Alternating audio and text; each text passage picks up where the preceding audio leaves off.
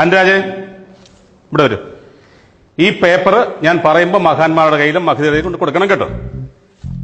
പാർവതി മണി 50-ൽ 15, സഫിൻവി ഫിലിപ്പ് 50-ൽ 12, ലക്ഷ്മി പി വി 50-ൽ 38, ഐശ്വര്യ ടി ജെ 50-ൽ 41,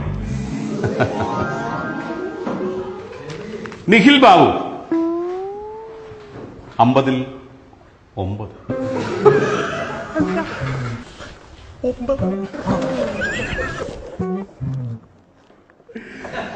സഞ്ജു മധു. സാർ എന്താ സുന്ദരൻ പോക്കറ്റ് കൈയൊക്കെ ഇട്ട്? അച്ഛൻ ഗൾഫിലെ സാർ. അതുകൊണ്ട് അച്ഛൻ തിരിച്ചു പോകുമ്പോ നീയും കയറിപ്പോയിക്കണം. 50-ൽ 8 മാർക്ക്. പാച്ചാ നടക്കും. വർഗീസ് കെ ജോർജ് 50-ൽ 20, ജോർജ് കെ ജോർജ് 50-ൽ 9, സ്നേഹ സുഗതൻ 50-ൽ 11.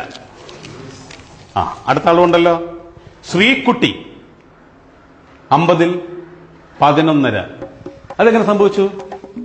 രണ്ടുപേരും അടുത്തടുത്തിരുന്നാണോ പരീക്ഷ എഴുതിയേ? മിടുക്കികൾ. അതിന് കോപ്പിയടി എന്ന് പറയും. ഇതാണ്. ഇതും കൊടുത്താട്ടെ, തരുന്നുണ്ട് ഞാൻ. ഹിമാമണികണ്ഠൻ മിടുക്കി, അവളെ കണ്ടു പഠിക്കണം എല്ലാരും. 50-ൽ 7 മാർക്ക്.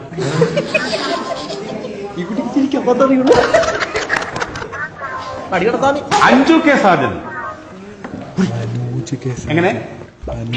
എന്തായാലും കണക്കാടൂ, നിനക്ക് പറ്റിയ പേര് അത് തന്നെ. 50-ൽ 9 മാർക്കുണ്ട്. അജിൻ രാജ് കണ്ടോ?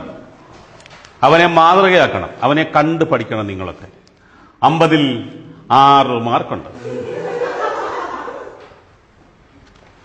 സുമിത്ത്, നിന്റെ അച്ഛന്റെ പേരെന്താ? M A Babu. എങ്ങനെ? മാളിയേക്കൽ അർജുനൻ. മോർണിംഗ് വന്നേ, വരൂ. ഈ വരുന്ന വരവ് കണ്ടോ? അടുത്ത വർഷം നമ്മുടെ സ്കൂളിന്റെ ചെയർമാനാണ് അവൻ.